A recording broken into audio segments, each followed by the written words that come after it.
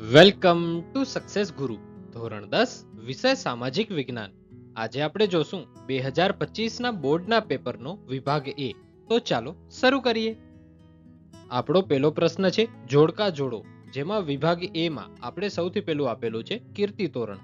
તો એનો જવાબ આવશે એફ એટલે કે વડનગર. તો લખી લઈએ 1 માં એફ.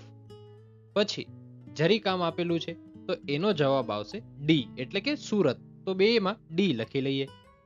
પછી આપેલું છે સ્તંભાલેખો, તો એનો જવાબ આવશે એ એટલે કે બ્રહ્મી લિપિ. પછી આપેલું છે એલિફન્ટા, તો એનો જવાબ આવશે બી એટલે કે ધારાપુરી.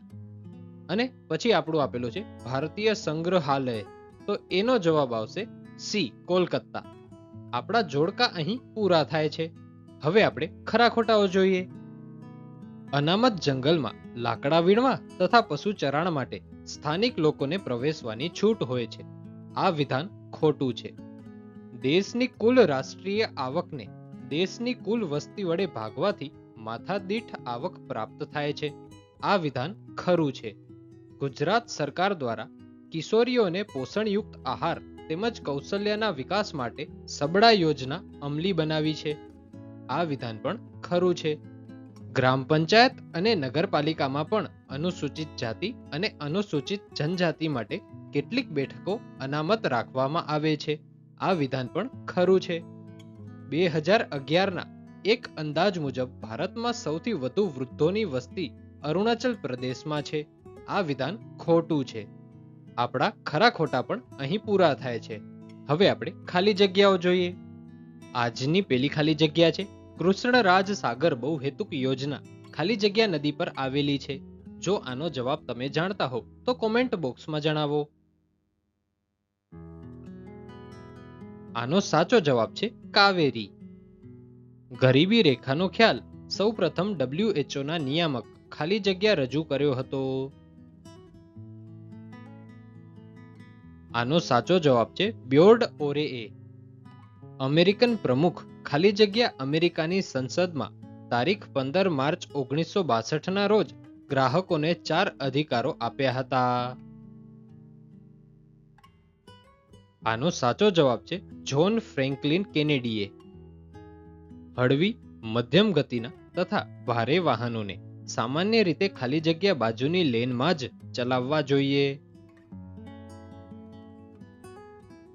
આનો સાચો જવાબ છે સૌથી ડાબી. ઉર્જાનો મુખ્ય સ્ત્રોત ખાલી જગ્યા છે.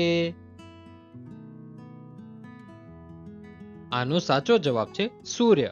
આપણી ખાલી જગ્યાઓ પણ અહીં પૂરી થાય છે. હવે આપણે વિકલ્પ જોઈએ. આજનો પેલો વિકલ્પ છે નીચેનામાંથી કયું જૈવ આરક્ષિત ક્ષેત્ર છે. આનો સાચો જવાબ છે ડી પચમઢી. નીચેનામાંથી કયો એક રેશમનો પ્રકાર નથી.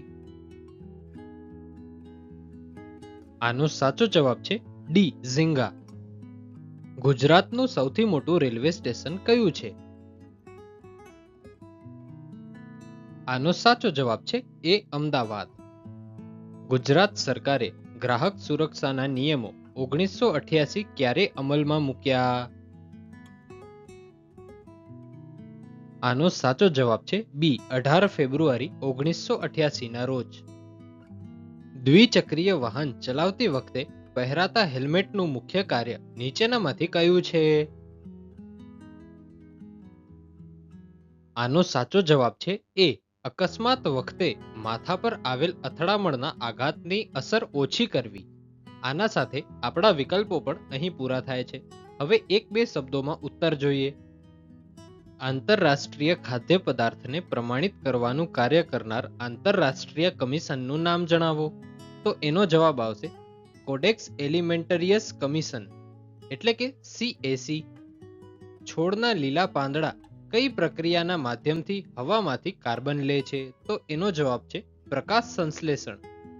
સરકાર ઔદ્યોગિક નીતિ દ્વારા ખાનગી ક્ષેત્ર પરના અંકુશો અને નિયંત્રણોનો ક્રમશઃ ઘટાડો કરી વિકાસને પ્રોત્સાહિત કરતી નીતિનું નામ શું છે.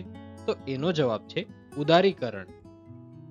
ગુજરાતની નર્મદા, તાપી, મહી અને સાબરમતી સહિતની નદીઓમાં જોવા મળતું કયું પ્રાણી તે ક્ષેત્રોમાં લગભગ લુપ્ત થવાને આરે છે. તો તો એનો જવાબ છે જડ બિલાડી. આપણા એક બે શબ્દોમાં ઉત્તર પણ અહીં પૂરા થાય છે.